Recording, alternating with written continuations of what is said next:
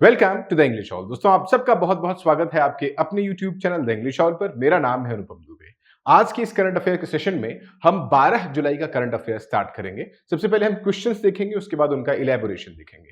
तो अगर current affair search करते हुए आप इस चैनल पे पहली बार आए हैं तो प्लीज सब्सक्राइब जरूर कर लें और हमारा जो टेलीग्राम चैनल है उसको ज्वाइन कर लें, जिससे आपको सारी इंफॉर्मेशन अपडेटेड मिलती रहे आपको। तो चलिए बिना समय जाया करते हुए स्ट्रेट अवे स्टार्ट करते हैं।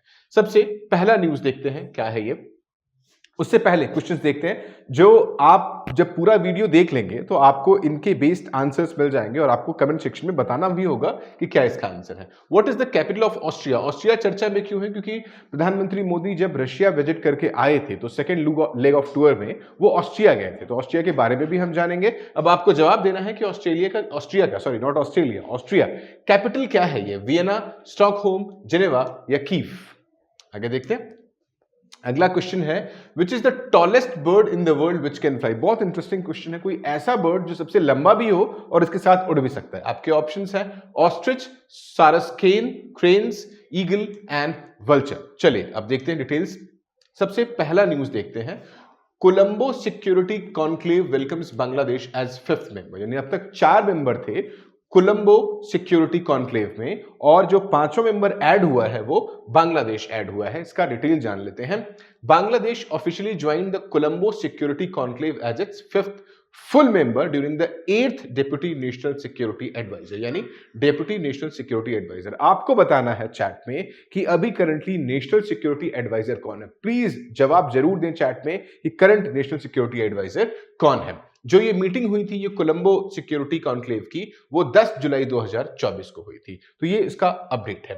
बांग्लादेश ज्वाइंस इंडिया, यानी जो रिमेनिंग 4 कंट्रीज हैं वो कौन कौन है? Bangladesh joins India, Mauritius, Maldives, Sri Lanka as the members of Colombo security conclave. Important update है और इंटरनेशनल न्यूज में ये इंपॉर्टेंट अपडेट है, आप इसको जरूर याद कर लें, इसके नोट्स बना लें। अगला अपडेट क्या कहता है? Bangladesh earlier had an observer status at the Colombo security conclave. यानी पहले ये ऑब्जर्वर स्टेट में था, अब इसको फुल मेंबर्स का स्टेट मिल चुका हुआ है।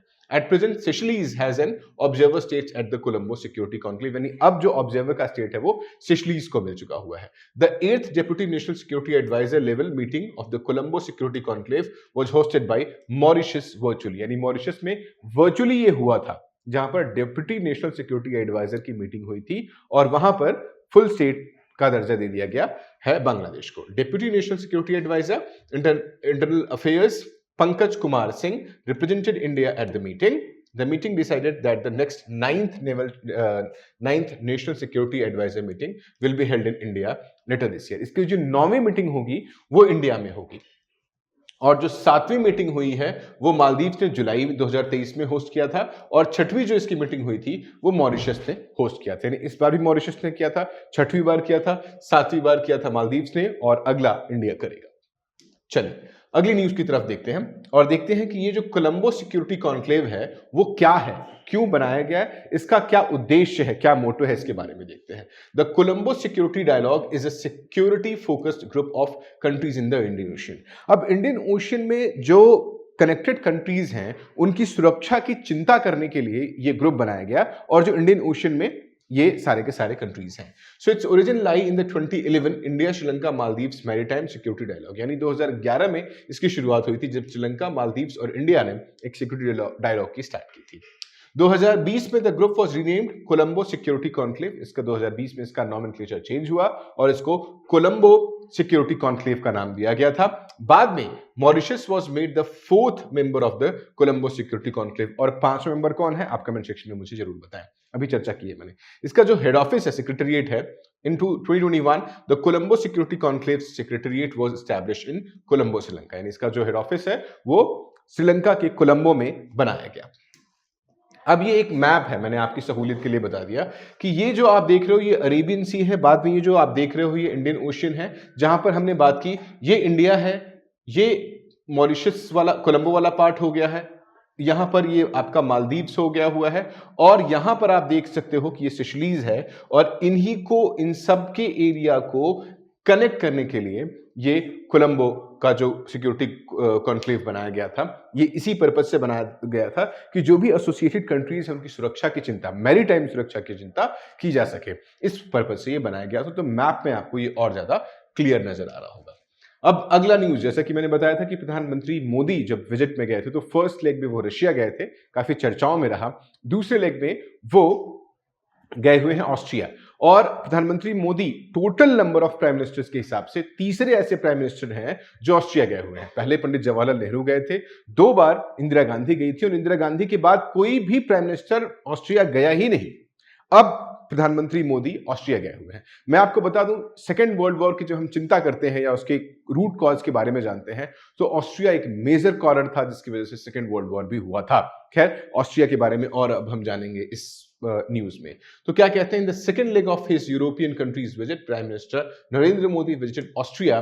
कब गए हैं? 9 और 10 जुलाई 2024 को गए हुए हैं, after his successful 2 days visit to Russia. 2 दिनों के रशिया विजिट के बाद वो ऑस्ट्रिया गए हुए हैं।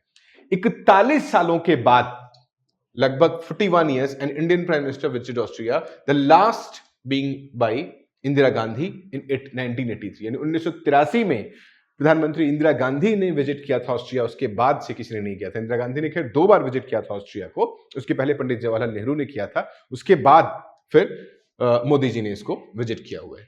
और देखते हैं, prime minister Narendra Modi visited Vienna, the capital of Austria, on 9 जुलाई। अब आपको अपने पहले क्वेश्चन का जवाब यहां पर मिल गया होगा, जहां पर मैंने पूछा था कि ऑस्ट्रिया का कैपिटल क्या है, and was received at the Vienna airport by Austrian Foreign Minister Alexander Schallenberg. इसमें प्राइम मिनिस्टर नरेंद्र मोदी इस visit also coincided with the 75th anniversary of the establishment of diplomatic relations between the 2 countries. यानी India और Austria के बीच में जो diplomatic relation start हुआ था वो 1949 में स्टार्ट हुआ था, और उनके जो डिप्लोमेटिक रिलेशन है उसको 75 साल हो गए थे। इस उपलक्ष्य पर भी प्रधानमंत्री मोदी ऑस्ट्रिया विजिट पर गए थे। India and Austria established diplomatic relations in 1949. The first Indian Prime Minister to visit Austria was Pandit Jawaharlal Nehru in 1955. 1955 में पंडित नेहरू पहली बार विजिट करके गए। उसके बाद इंदिरा गांधी 2 बार गई वहां पर, ऑस्ट्रिया विजिट किया, एक बार 1971 में और दोबारा 1983 में, और 1983 के बाद फिर 2024 में प्रधानमंत्री नरेंद्र मोदी ने ऑस्ट्रिया विजिट किया। Narendra Modi is the 3rd Indian prime minister to visit Austria. इसके पहले पंडित नेहरू और इंदिरा गांधी 2 बार जा चुके थे।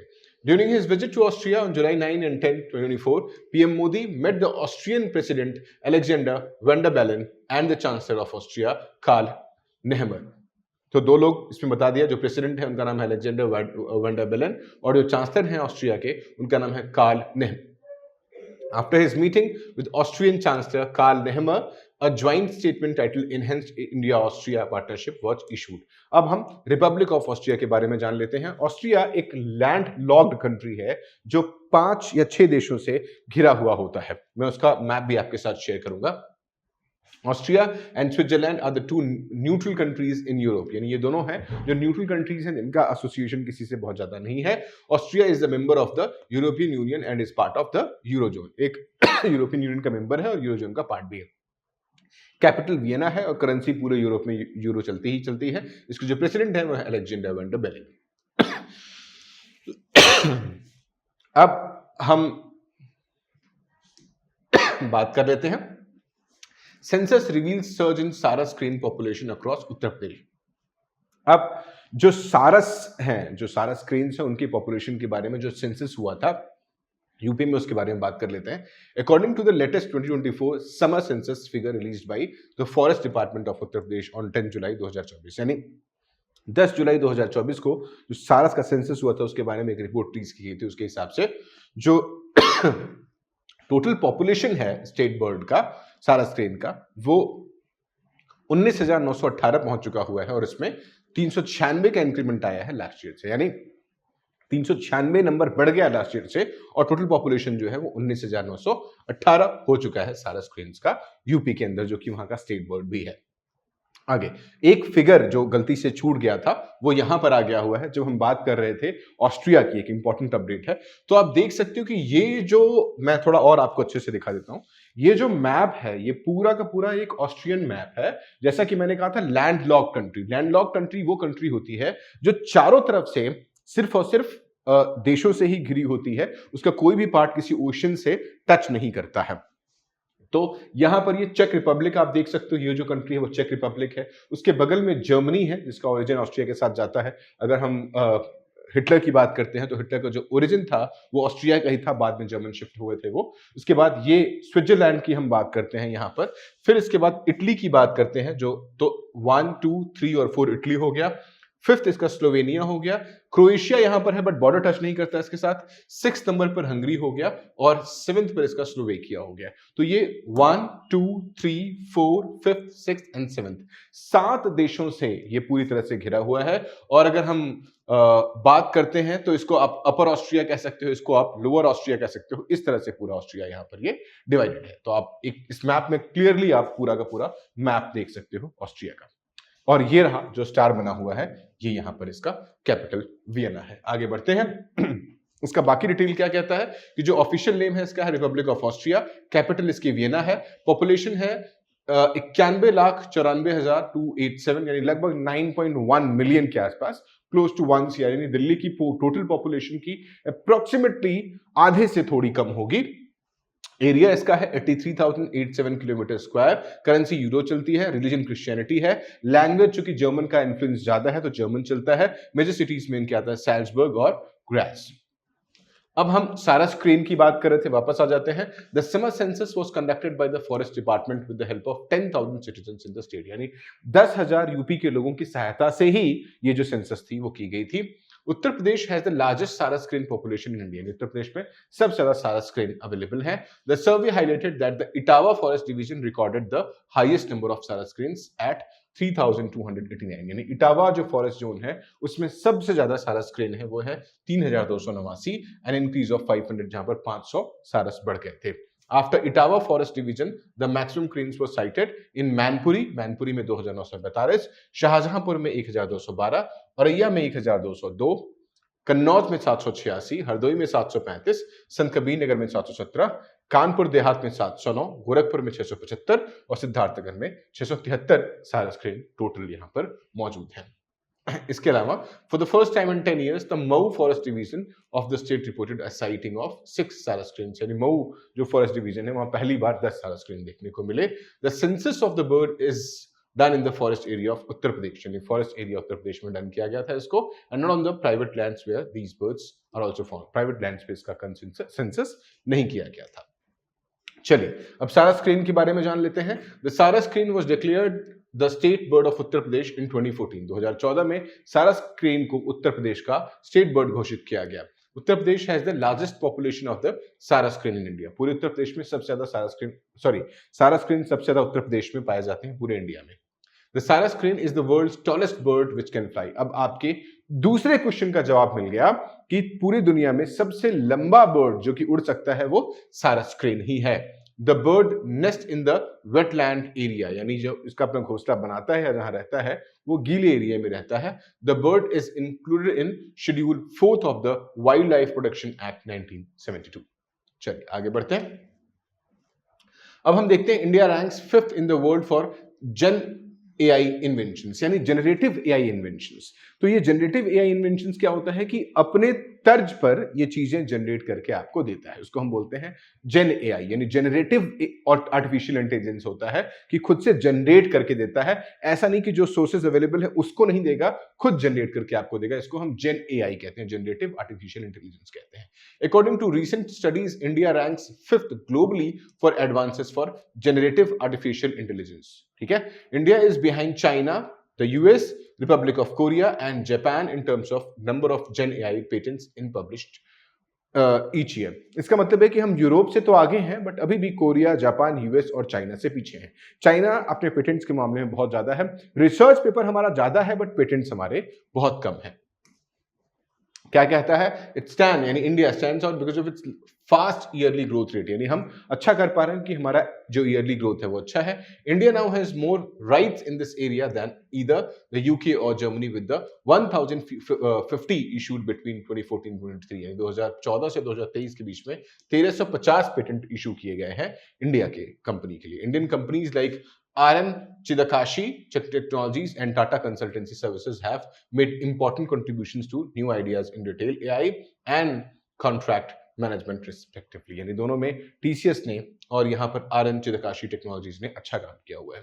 India is responsible for only 3% of the world's gen AI patents, यानी पूरे वर्ल्ड में जो जेन एआई पेटेंट्स होते हैं उसमें इंडिया का 3% शेयर है, but the number of patents it published each year grows bye an amazing 56%, यानी जो पेटेंट का राइट्स हम लिखते हैं वो 56% है, बट पेटेंट एक्चुअली सिर्फ और सिर्फ 3% है पूरे वर्ल्ड का। आगे देखते हैं।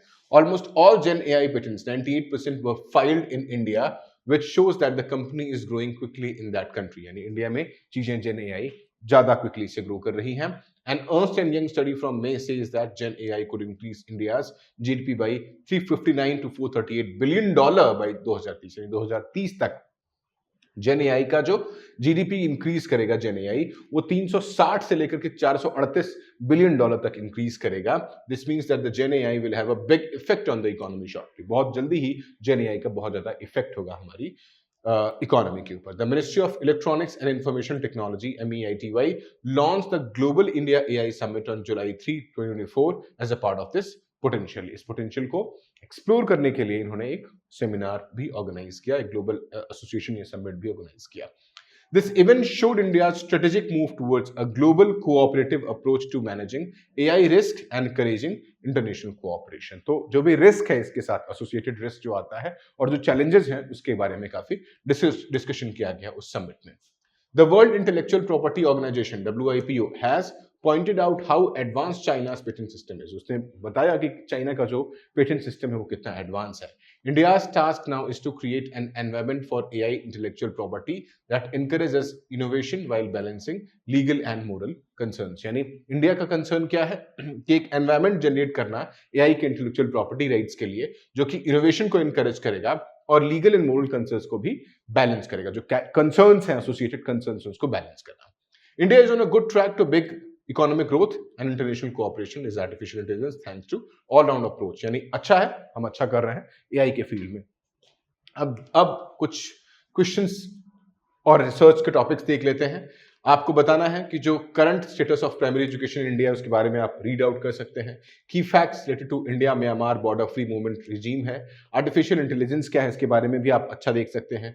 Key areas cooperation between the two nations और what are IPCC's assessment reports, आप इनके बारे में देख सकते हैं। क्वेश्चंस देख लेते हैं। पहला क्वेश्चन है which country has recently become a full member of the Colombo security conclave. अभी हमने काफी डिटेल में डिस्कस किया और इसका सही जवाब है बांग्लादेश।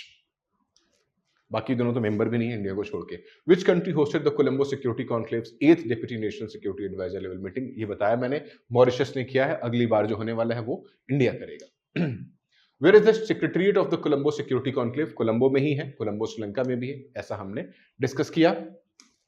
फिर how many prime ministers of India have visited Austria on the official visit? सबसे पहले पंडित नेहरू, फिर इंदिरा गांधी और फिर प्रधानमंत्री मोदी, तो इसका सही जवाब हो गया 3। Who is the chancellor of Austria now? Austria के चांसलर की बात कर रहा था, तो अगर आपको ध्यान से याद हो, आपने पढ़ा हो, तो इसका सही जवाब है Karl Nehammer. According to the 2024 summer census report on the Uttar Pradesh Forest Department, which forest division has the maximum number of सारा screens? मैंने काफी जोर देकर के इस बात को जवाब दिया था और इसका राइट आंसर है इटावा फॉरेस्ट डिवीजन। आगे देखते हैं। Which country ranks 5th in the world for GenAI? Obviously बहुत आसान जवाब है इसका और इसका जवाब है चाइना। तो मुझे उम्मीद है कि ये पूरा का पूरा वीडियो आपको पसंद आया होगा और आप टेलीग्राम चैनल ज्वाइन कर ले, हमारा एप्लीकेशन डाउनलोड करके इसका सब्सक्रिप्शन जो सिर्फ ₹1 का है वो ले ले और आपको सारी चीजें बहुत डिटेल में वहां पर मिल जाएंगी। चलिए, थैंक यू सो मच।